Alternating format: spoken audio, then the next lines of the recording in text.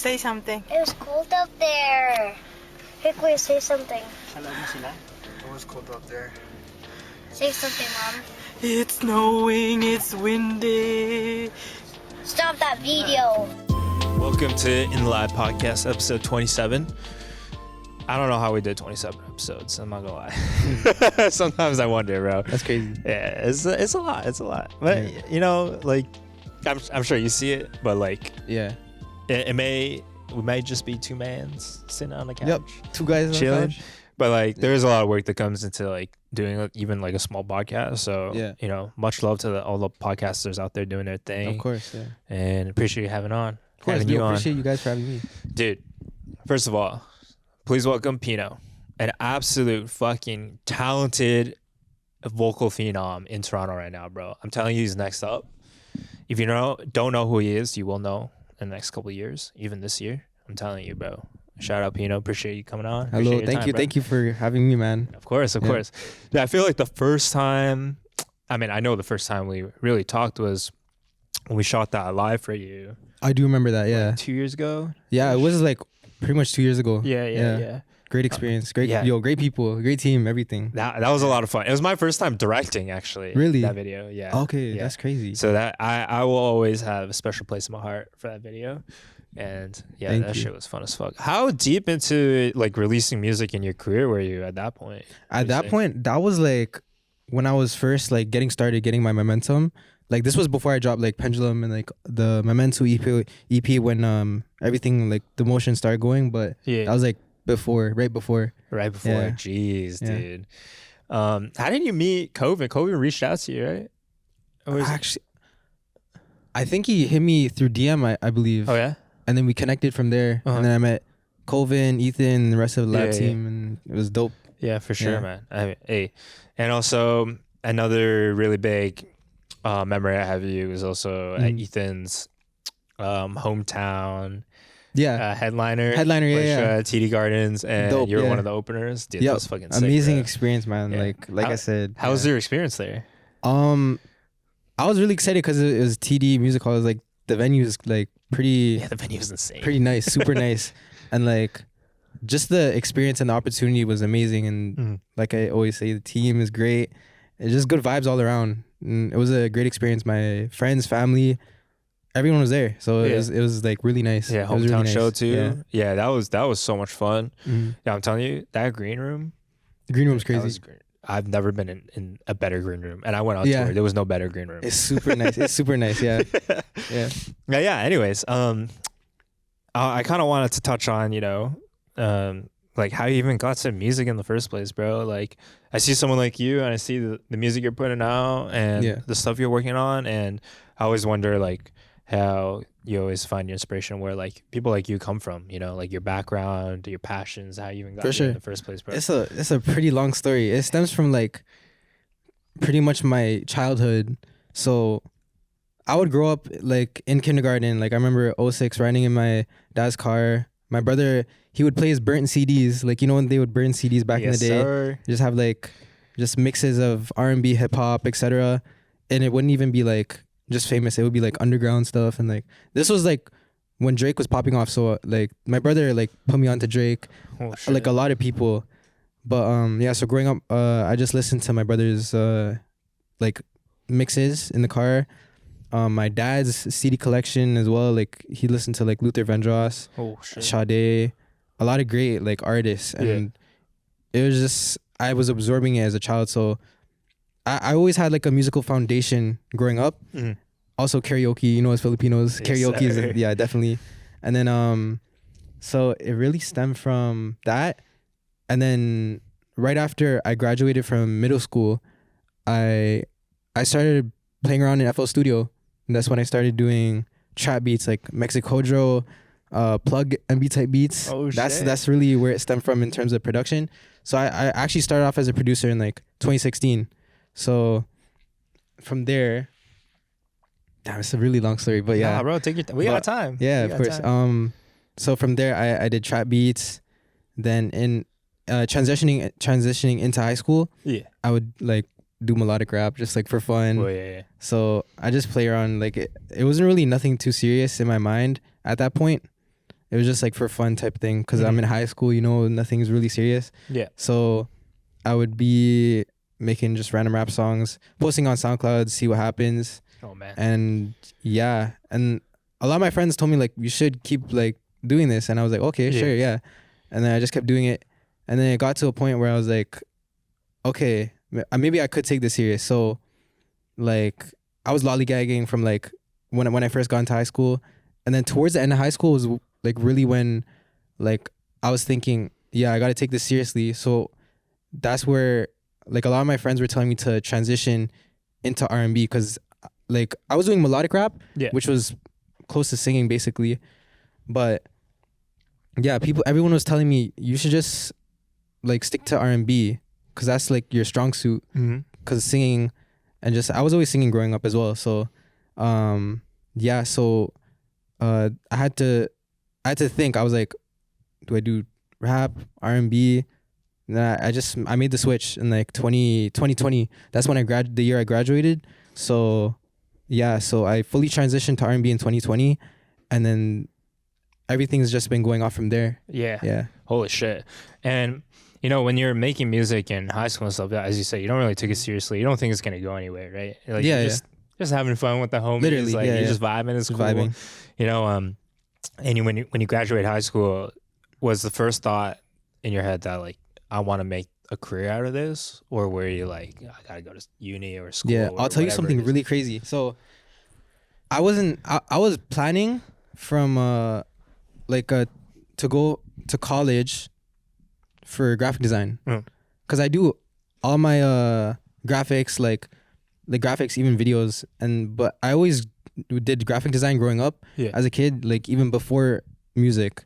So I was actually supposed to do that in college. Yeah. But then I switched up last minute in my graduation year, and I was like, I might just do music instead. Oh shit. Yeah, so it was like a really quick switch up. Yeah. How do you make that decision? And obviously, you know, like it's a really big decision, scary. It is. I would assume most of your peers are like gonna go off and do college or university, and you're all of a sudden you're just like, shit, I don't want to do any of that, you know? Yeah, I don't know. It was really what was this?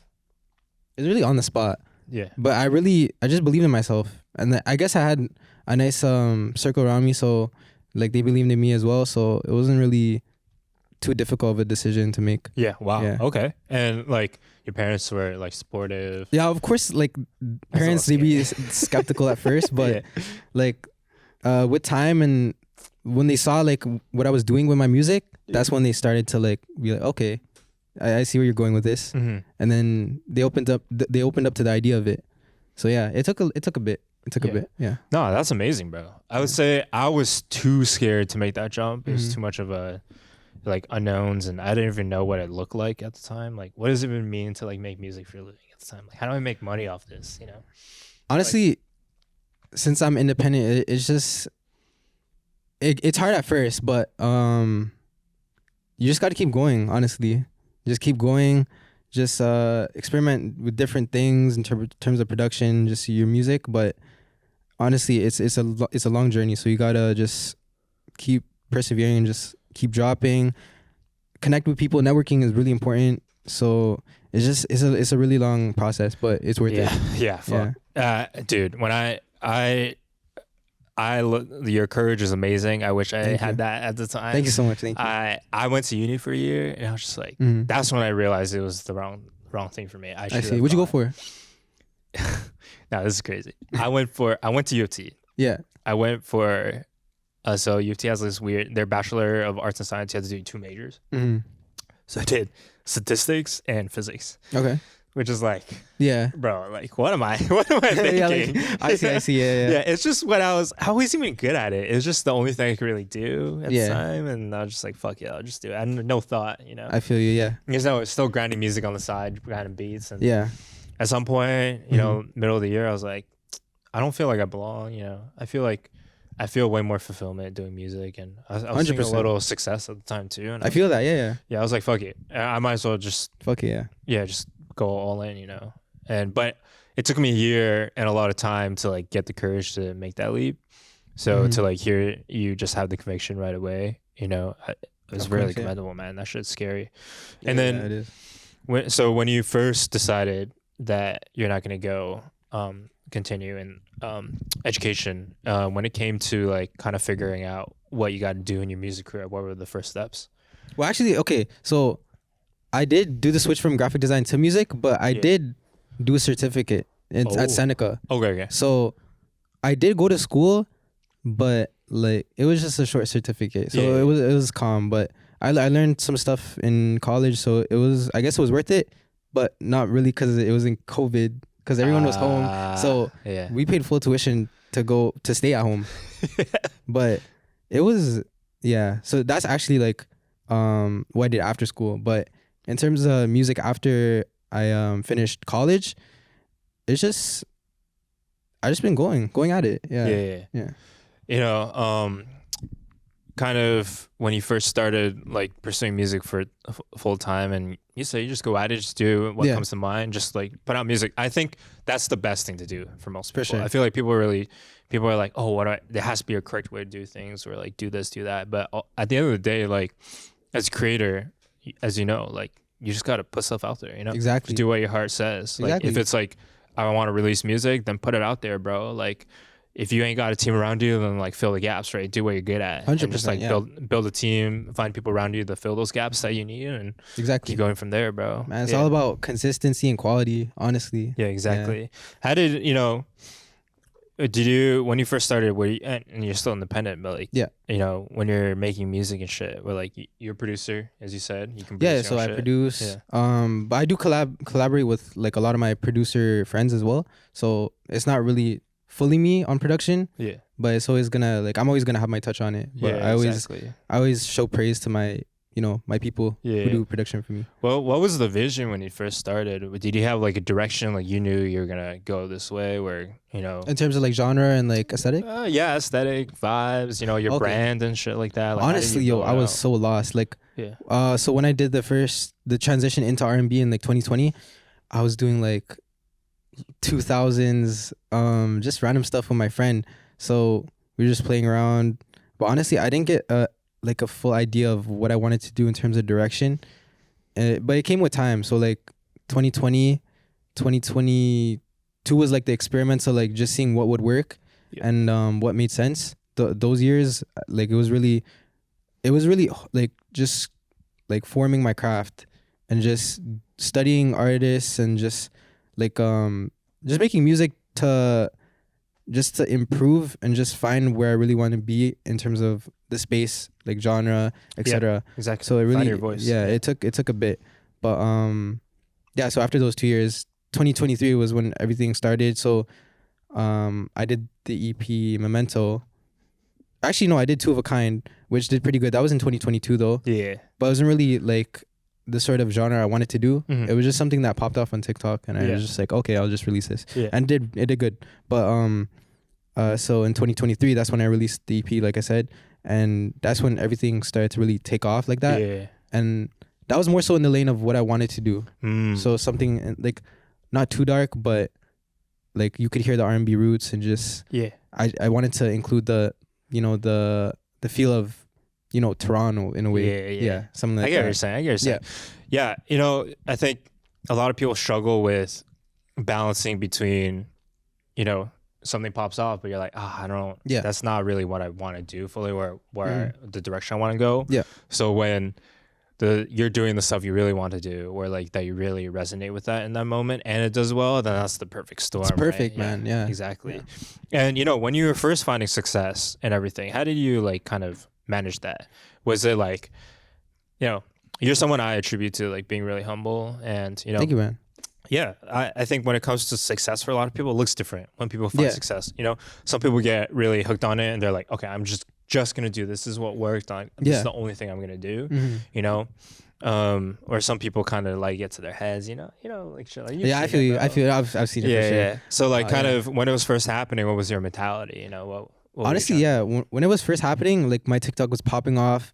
It started from covers, and then that's when I like teased my music, and then that's when like it really took off. But I don't know. It was like kind of overwhelming at first, so I was just like, I'll just keep posting, just be consistent, and just make sure I keep this momentum. but memento.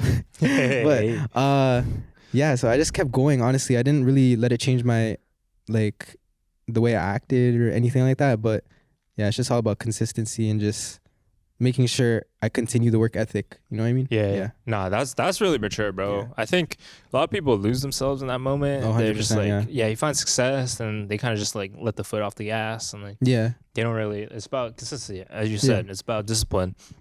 How did you kind of stay disciplined in those moments? What are some of the things that you were doing that you were trying to remind yourself to stay on the right path?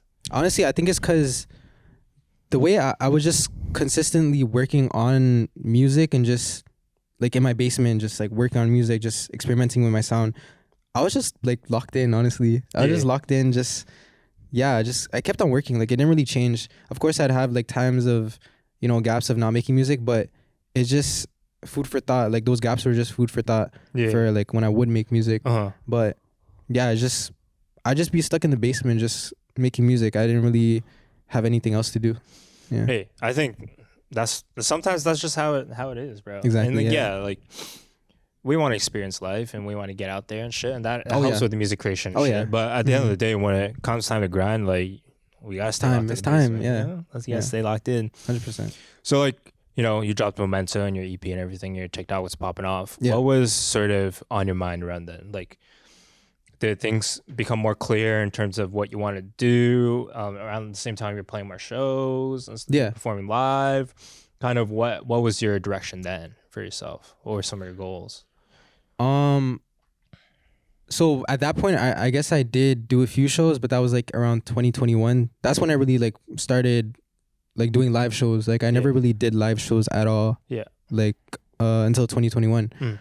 But around the time the EP like popped off, I was just I did plan on doing shows, and that's when opportunities came up of like opening and stuff like that. Yeah. Like with Ethan, etc. Just it was making sense. Like when I got the momentum of like the TikTok and everything. Yes, sir. It was making sense to me, and I was like, okay, the manifestation is like, like I'll just keep going. Yeah.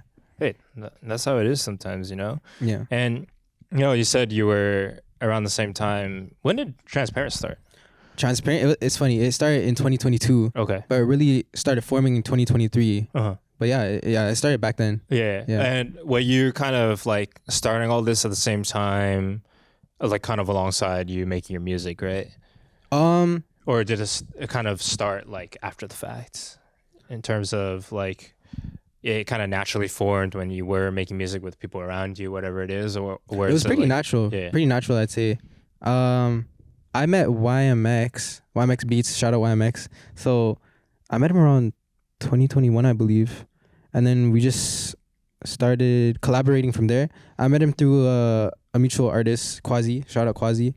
But yeah, we just were working like that. That's like, so YMX is like one of the first members that I met that's in TRNSPRNT. Okay. So, we would just work, and then I came across Avenoir, my homie he's in Edmonton. So I came across Av.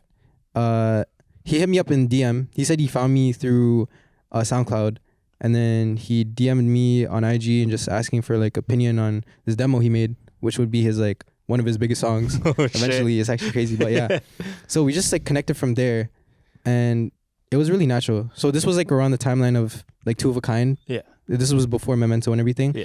But so around 2022, and that's like when that's when I connected YMX with Av through iMessage group chat, and it just grew from there. So Eben as well, he's one of the first members of TRNSPRNT, and then with social media and like Discord, like you guys know, just connecting, networking, seeing who works and who doesn't work, what makes sense, what doesn't make sense. It came with time, and it came with chemistry. Yeah, for sure. Bro. Yeah, it's different when you click. Yeah, you click on a different level. Yeah, 100%. It's not just about like making the art or making the music. It's just 100%. Like the chemistry elevates the creation process itself. Exactly, right? Exactly. Like the shit that comes out after that is like totally different. 100%. I get what you're saying, bro. And so, when you were growing transparent, you know, for you, what was some of your ideas for in the future? Like, what have some of your plans? What have you guys done so far? You know, is it just like a music collective? Are you trying to be like a label in the future? Like, kind of. Okay, yeah, for sure. Shit like that, bro. When it first started, like we knew we wanted to be like a collective, just do something different that like not a lot of people were doing. But yeah, it just started off as a collective music group, whatever. And then as like success started coming with all of us, that's when we decided, okay, let's like take this serious. So like yeah, we want to make it, we made it a business. So it's a business. We want to turn it to a label eventually. We just want we want to do a lot of signing artists, etc. in the future. Yeah. But yeah, we do have a plan for sure. We're transparent. We're pretty confident it'll work. Yeah, bro. Yeah. Holy shit. You know, and for when it comes to like the idea that, you know, you can go fast if you go alone, but if you really want to go far, you have to go exactly together, you know? And if you do think about it, a lot of people started in groups like for example, Tyler, Frank, Steve Lacy, Sid, who else? Young Money, I guess. Young Money. yeah. No, there's a lot of groups that started like as a group, and then they, I guess they, Andre 3000. yeah. Oh, that too. But yeah, a lot of people started off as groups, so it's really a thing. Yeah, that. Pharrell too. Yeah, Neptunes. Yeah, Neptunes, NERD. Yeah. Yeah, I think it's really important to build a team around you, and when I see what you guys are doing over there, I have a lot of respect for it. Thank and you, like, man. You guys can do so well, bro. Thank you so I think much. the vision you have and the sound that's coming out, like, is really unique, and I think it's something Toronto really needs. And I don't know if you've experienced this too. Toronto has like, there's like a cliqueness, you know. Too. Yeah. People have 100%. No, I feel that. I feel that. Yeah. I mean, it is what it is at the end of the day. It is what but, it like, is. Yeah. when you build out something like this and you build a platform for other people and you really try to grow authentically between you guys, I think it's something different. It's a different movement. It's a different energy. Yeah, the most you could do in terms of that sort of dynamic in the city is just show love. Show love. Honestly, like that's the most you could do. Like people won't really hate on you if you show love and just support. You know what I mean? But yeah, I do understand what you mean with the dynamic with the city. It is what it is. Yeah.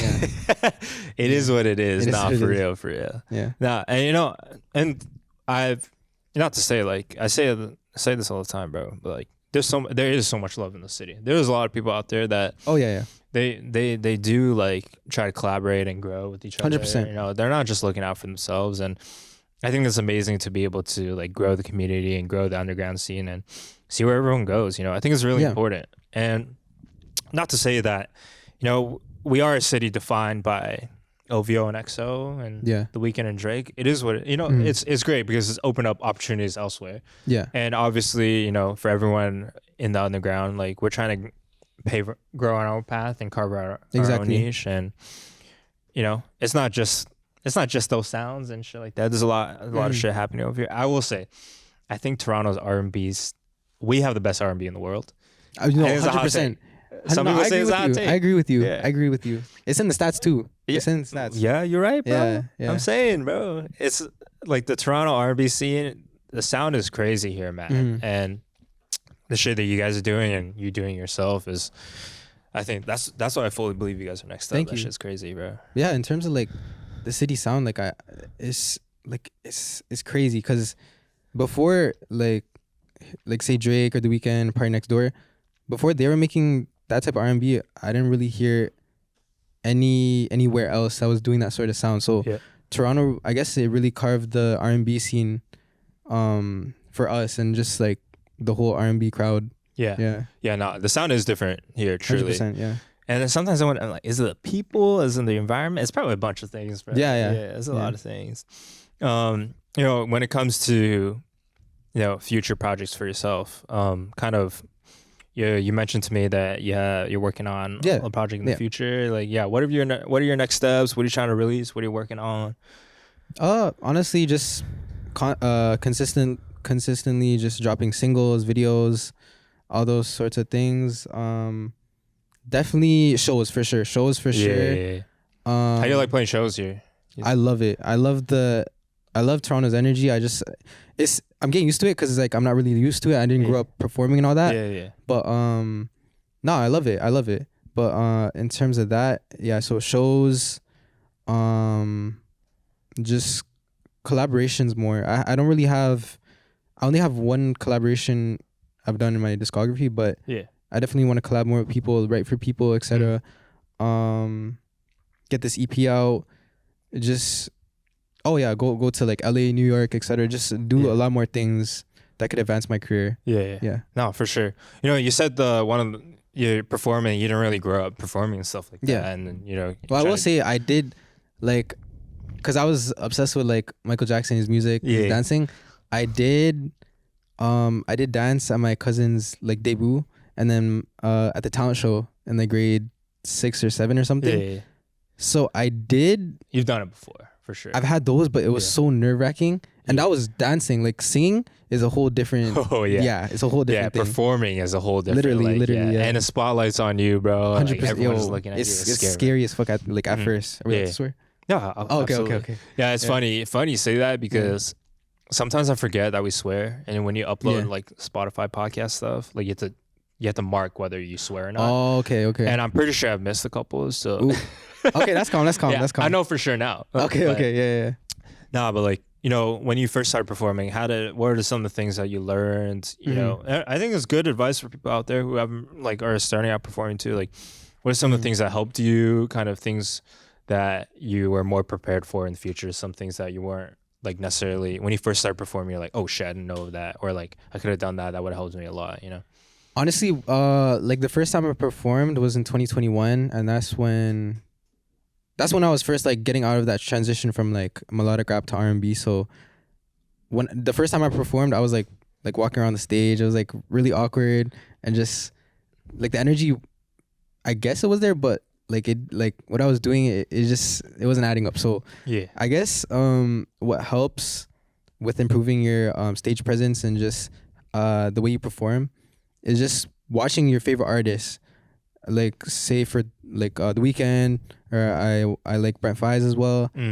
Just seeing how they move on stage and how they perform, it really gives you like tips on like, okay, I'll do this, I'll make sure not to do that. And it's just, it takes studying one like a artist.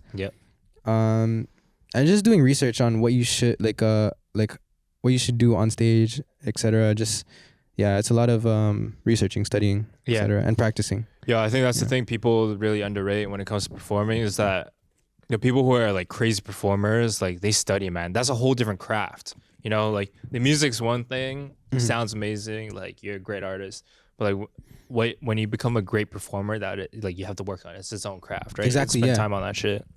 Like when I saw Ethan when he first started performing, we used to perform a lot, and he performed a lot too. Oh yeah. When we were growing up, but like when he started performing in front of bigger crowds and different venues, it was him like really critiquing himself and like taking the time like to go get lessons or to like really, as you said, study and figure out what do I really want, how can I like crowd work, things like that. Get people to resonate not just with the music but the performance, because like when you provide a great performance, it's like an unforgettable experience for people. Like it's crazy because there are people I recognize at Ethan's shows that I've seen like multiple times, and it's not like people in our circle, like they're fans. And that as you keep performing and you give great performances, these fans are going to come back for life. They're going to come back every time you play. Exactly. And that's why it's really important to like work on that individually. I see a lot of people out there who just think that performing is just like, it's whatever, I'll just go out there. Like no practice, no studying, like I can just do it. And it's more than that. People can do it naturally. They're natural performers, but to get to the next level is something you really have to focus on, 100%. You hit the nail on the head on that one, bro. And do you have any shows coming up that you want to do? And I will say, like when do you think this is dropping this? End of the month. End of the month. Yeah. Okay, so I'm doing a show next year. Okay. It's headline show. Okay. I won't say when, but I'm gonna do a show. I won't say who's opening, but I'm excited. That's all I'll say. I'm excited. Okay. Yeah. Hometown show welcome. too. You guys are welcome to come, bro. I'll come through for sure, bro. For sure. First headline. Excited. Man. Excited. Yeah. I'm excited, bro. Holy shit. Yeah, bro. Kind of, talking about how you even got here in the first place, Mhm. when it comes to motivation and social media success, sometimes you post and it flops and doesn't do Yeah. as well. You know, sometimes you release a track or an EP and it doesn't do as well as you think. Like, how do you balance or manage kind of your own expectations and social media success and your own motivation, like to continue Okay. forward, bro? Yeah, so to deal with like that feedback in terms of, if a post gets low traction, etc. Like what I really start in terms of like how to post, like thinking of like how do I post? You gotta think about what are people gonna consume? Like what are the people willing to interact with? And a lot of people don't understand that when it comes to social media and just content. You gotta make content that's engaging and people would they would be willing to interact with it, and not just like I'll throw a video, throw lyrics on there. Like you gotta make something that's engaging. You know what I mean? So it takes seeing how other people post, seeing how other people post, like people that like have good traction on theirs, on their content. You gotta study like how do they do it? Yeah. Like, How can why I does this yeah? work? How can I incorporate this into my own content and just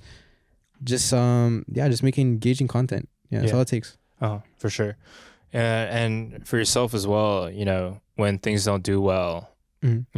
or like you feel like you kind of start questioning yourself, like, Yeah. do you ever have that moment of like self-doubt, or like are you always like locked in on that shit? I guess I did at a certain point in the past, but now I'm just like I believe in myself and I don't really have too much doubt. That's why I always have my friends around me and they just give me like reassurance of just like what I'm doing and like whatever I'm posting, etc. So it's great that I have my circle that tells me like just not to doubt myself. It's just it's great to have them. Sure. Yeah. No, absolutely. That's why you have people around you that you trust and care about. 100%. Like, they'll give it to you real. They're there to support you and encourage you no matter what. Mhm. So, for sure. For the future, like for transparent, and I asked a similar question before, but like for transparent for yourself, is there like a dream kind of project in the future? Do you guys want to film like a crazy music video? Do you want to like shoot a short film ever? You said you're doing graphic design on the side too. Yeah. Like, is this something, do you want to like build something on top of what you're doing right now? Like maybe something like 10 years down the road, 20 years down the road?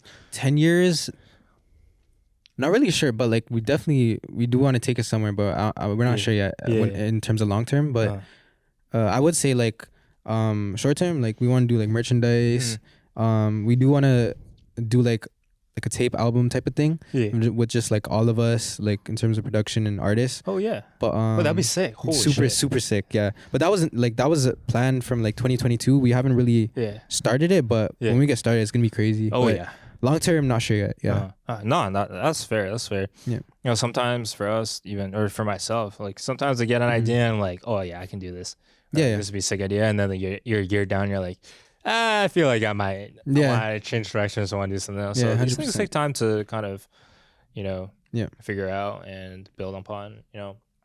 Also, seeing where you first came from and your success now, I think you've done a lot of things right, obviously, and you have a lot of really good discipline, and the way you approach and your mentality when it comes to music and creation, I think it's amazing. Like, thank you, man. Like your line of thinking, when I hear you talk about these things, it's like, I'm engaged, bro. I'm learning when you're talking. Thank you, bro. And so, what kind of advice do you have for like people who are also kind of where you were, like 4 years ago, or when you first started music? What kind of advice do you have for people who are looking to kind of get into the creative industry and like want to like take the next step? Honestly, it honestly takes the courage just to learn and research if you really want to take this stuff seriously. So just have the courage getting into it. Just be willing to learn, be willing to just do things that you're uncomfortable with. But definitely, if you want to improve your craft, you gotta do your research. You gotta just, it never stops. You can never stop researching. Like you'll never get to that point. So there's just endless amount of things you can just feed into your brain to make yourself better, just improve yourself. So when you make that decision of I want to do this in whatever industry you're doing, just make sure you have that sort of at least some sort of confidence in your decision. So like with me, like I have tunnel vision. So Yeah. if you want to do something, just make sure that this is what I want to do. Yeah, you stay focused. Yeah. But like, yeah, 100%. That's why I think. Yeah. You know, and for me too, when I first started making music, bro, I was all over the place. Like, and I was doing it alone too. That shit was scary. I was just like dropping shit. I didn't even know what I was doing. I don't know who was around me. And I found that when I finally surrounded myself with like good people and a team, like shit was so much easier. That's all it takes. Yeah. That's all it takes. Like, you know, analyzing yourself and seeing your weaknesses. And sometimes it's hard to like accept that. Like, damn, I'm just not good at it, you know? And we, you know, as creatives or as like people like in this industry, like you want to be good at everything, obviously, you know, that's ideal, but sometimes we just can't, and that's okay, right? I think not getting too hard on yourself and trying to understand what parts you're really good at, what parts you're really weak at, and just trying to fill in the gaps with your team and shit. That's how you really do it. That's how you get far, man. Yeah. That's what I like about transparent. Like we all have individuality. Like not everyone is like good at every single thing. Sure, we're good at a lot of stuff, but Yeah. it's individual. Like there's individuality that you can, you know, see in the group. Yeah, exactly. And that's what makes it special. It's not we're not doing the same thing. We don't have all the same skills. Like it's just loads of different talent. Yeah, your skill sets kind of complement each other. Exactly. And then, yeah. because everyone comes from a different perspective. Like you can build upon that and create something super unique. Perspective. Yeah. Yeah, exactly, bro. Kind of, how's your music creation process? You know, when you're writing music and do you have like an idea or a melody or a top line in your head already, or do you like make a beat first and kind of something that you fuck with and then write on top of it? Honestly, it does vary a lot. So like when I first was making music, like rapping, I would like freestyle, like because you gotta do that a lot in rapping. Yeah. So freestyle flows, melodies, that's how I started. But I started off. I'll tell you like the timeline of like how my process changed. So like 2021, like when I started like doing more R&B, that's when I got like beats. I wasn't really fully producing my stuff, and I wasn't really connected like that with producers yet. Yeah. I would just like go on YouTube, freestyle, melody flow, wrote after, and that's how the song came together. But with time, I would connect with like producers, all that, and it would start with the beat actually. So Yeah. I would get like say loops or samples from other producers and just add my stuff over it. Yeah. And then I'd write after. But also now I've been trying to like write a whole song finished and then think of the flow after. It's pretty cool. Like the process is never really, you can't really generalize the process. Like if you're willing to just explore within your artistry, you gotta be versatile when it comes to that. Yeah. Yeah, for sure. I think something that really helps too is not obviously there is not a formula, but there's like a workflow that works for you and helps you. The most important thing is getting the idea from like your head out into the FL, whatever it. Actually, also funny thing that you mentioned. Do you ever realize that most of the artists or producers in Toronto all work on FL? A lot. Is that weird? A lot do, and it's really convenient though. Yeah, it is convenient. Yeah, and it's just like so funny that I basically like 90% of the people I work with are all FL. That's funny. I something about Toronto. You know, I know FL is like a popular DAW, especially in specific genres, but I always find it really fascinating that Toronto in particular is like big FL. Yeah, I do see that. Yeah, it's actually crazy. And you see like a few Ableton. Yeah, a couple Ableton, a couple Logic guys. Yeah, have you seen anyone produce on Pro Tools? I think you're kind of sick in the head if you do that. That's what I'm saying. I was like, what the hell? Yeah, that's kind of crazy. Yeah, man, sorry. It's just a random idea that popped up in my head. But yeah, you know, like being able to get that workflow out. Sometimes it's not, you know, when you work with different people too, when you collab, like everyone is different. Like the ideas look different where they start differently, you know? So being able to be versatile, but still kind of working within like your identity and your sound, I think it's like a really important thing. 100%. Yeah. And that's what's great about working with other people or like seeing their process. It really like it tells you, oh, I should be doing this too. Like it shows you like what other things you can do in your process. It's nice when you collaborate. That's the thing. Yeah, especially in person when you're like that too in person. Like when you're, you know, when I first started producing stuff was mostly through online and Discord, and Yeah. it was different. I would just like have an idea or have a fully fleshed out beat and send it to someone, they just send it back. Yeah. But like what I realized with in-person sessions, like the energy is totally different. Like Yeah, and you see like how they work. For yeah, sure. you see how they work. Yeah. Like you see an idea and you can immediately work on it, you know, or like the energy. No delay, different. like this, like on the spot. Yeah, exactly, Yeah. exactly. And it's something you can't really emulate online. So I really appreciate being able to like, I think not only do I connect in terms of like in-person personal relationships, but Yeah, being able to it's way connect on better. that It's way music, better. it's a different wavelength. Like for sure, sure. Discord like is cool, whatever, but like in person's like really where it's at. Yeah, I think, exactly, as well. exactly. Yeah, I think it's really important to be able to transition from that too. And yeah, yo, dude, appreciate having you on. Thank you for having And, me, man. dude. I really appreciate your time, and dude, I'm so excited for your fucking show. Thank you in so the much. future. Yeah, pop out. Keep a bro. lookout for that, bro. Of course, Keep a bro. lookout Yeah, for your EP that's dropping soon. Yep, soon. And you know, I talked to a variety of different people on this podcast, and you know, different age groups, you know, different genres, different like lifestyles, and I'm always learning something. So it's a pleasure having a conversation with you. Thank you so much, Picking bro. your brain on Thank shit, you, bro. And we'll see you on the next one, baby.